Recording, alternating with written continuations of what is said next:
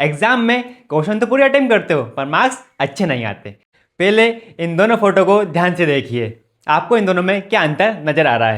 आप अपनी handwriting photo number 1 की तरह लिखते हो या फोटो नंबर 2 की तरह लिखते हो। आज के इस वीडियो में हम सीखने वाले हैं कि कैसे हैंडराइटिंग को कुछ ही दिनों में इम्प्रूव किया जाता है। इस लिस्ट में पहले नंबर पर है हैंड राइटिंग एनालाइज। सबसे पहले आपको अपनी हैंड राइटिंग को एनालाइज करना होगा कि आप गलती कहाँ कर रहे हो। आज मैं आपको बताऊंगा कि हैंड राइटिंग में कहाँ मिस्टेक होती है और आप इन मिस्टेक को कैसे ठीक कर सकते हो। पहले नंबर पर है गैप बिटवीन वर्ड्स। पहली मिस्टेक है गैप बिटवीन वर्ड्स। हम क्या करते हैं कि सेंटेंस के स्टार्टिंग में ज़्यादा गैप दे देते हैं, बीच में कम, फिर ज़्यादा दे देते हैं, जिससे क्या सेंटेंस सही तरीके से विजिबल नहीं हो पाता है और टीचर को परेशानी होती है, जिससे हमारी राइटिंग सही नहीं लगती है।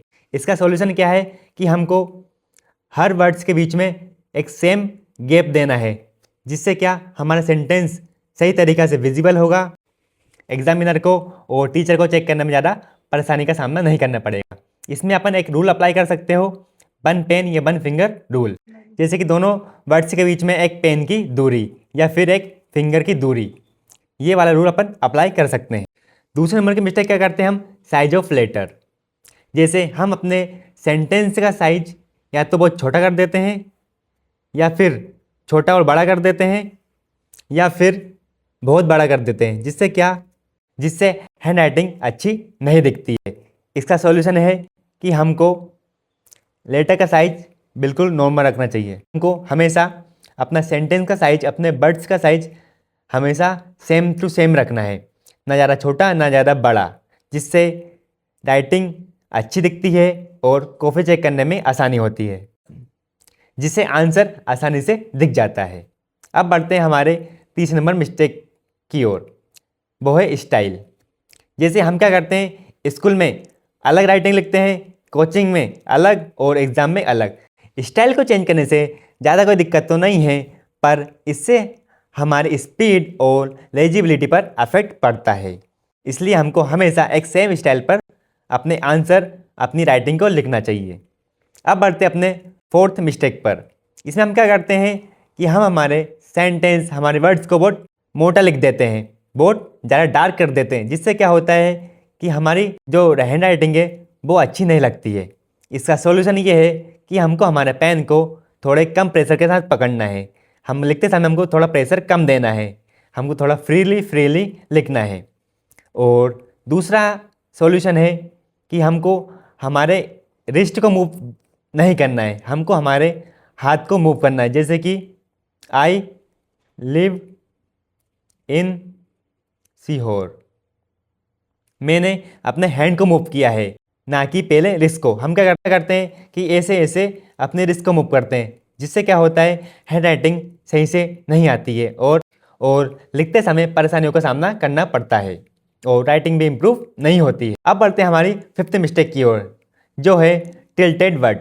हम क्या करते हैं, अक्सर हमारी हैंड राइटिंग को, हमारे वर्ड्स को हम आड़ा टेढ़ा लिख देते हैं, जिससे क्या होता है कि हमारी स्पीड और हमारा जो हैंड राइटिंग है वो सही नहीं रहता है। इसका सॉल्यूशन है कि हमको हमेशा स्ट्रेट लाइन में लिखना है, ज़्यादा वर्ड्स को आड़ा टेढ़ा नहीं करना है। और इसका सबसे बेस्ट सॉल्यूशन है कि हमको इम्प्रूव सिटिंग पोजीशन, हमको हमारी बैठने का तरीका बदलना है। हमको आलस के साथ नहीं लिखना है, हमको सही तरीके से बैठना है और अच्छी पोजीशन में बैठकर लिखना है। हमको सोते समय नहीं लिखना है, हमको जागते हुए लिखना है। लिस्ट में सेकंड नंबर पर है राइटिंग इंस्ट्रूमेंट। हमको हमेशा हमारे पेन को सही तरीके से सेलेक्ट करना चाहिए। पहले नंबर पर है साइज। हमारा पेन हमेशा स्टैंडर्ड साइज होना चाहिए, ना ज़्यादा बड़ा ना ज़्यादा छोटा, एक एवरेज साइज उसका होना चाहिए। दूसरे नंबर पर है कंफर्ट। पेन अच्छा कंफर्ट वाला होना चाहिए। पेन को लिखते समय हमको हाथ को दर्द नहीं होना चाहिए। हम ऐसा पेन चूज़ नहीं करना चाहिए जिससे हमको लिखने में दिक्कत हो। तीसरे नंबर पर है परफॉर्मेंस। पेन की परफॉर्मेंस अच्छी होना चाहिए। और फोर्थ नंबर पर है प्राइस। पेन का प्राइस हमारे बजट में होना चाहिए। तो ये बातों को हमेशा हमको ध्यान देना है जब भी हम हमारे पेन को सेलेक्ट करें।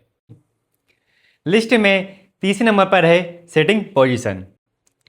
हमारा बैठने का तरीका, हमारे लिखने का तरीका बहुत ही प्रभाव डालता है हमारी हैंड राइटिंग पर। कि हम कैसे का लिख रहे हैं, हमारी हैंड राइटिंग इम्प्रूव हो रही है या नहीं।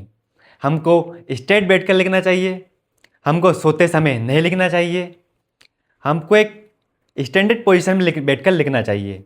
हम यदि ज़मीन पर बैठ कर भी लिखते हैं तो हमको सही तरीके से बैठ कर लिखना चाहिए।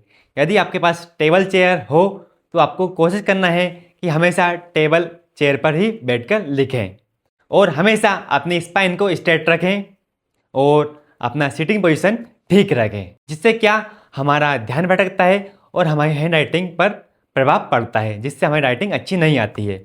और हमेशा जहाँ पर भी आपका बैठकर लिखो, या तो आप टेबल चेयर पर बैठकर लिख रहे हो या फिर ज़मीन पर बैठकर लिख रहे हो, हमेशा वहाँ पर थोड़ा स्पेस होना चाहिए, जिससे क्या आपका हैंड अच्छे से मूव कर सके। आपको हमेशा अपने रिस्ट को ज़्यादा नहीं घुमाना है, हमेशा अपने हाथ को घुमाकर लिखना है, जिससे आपकी राइटिंग अच्छी रहेगी और आपकी हैंड राइटिंग कुछ ही दिनों में इम्प्रूव हो जाएगी। लिस्ट में 4th नंबर पर है प्रैक्टिस।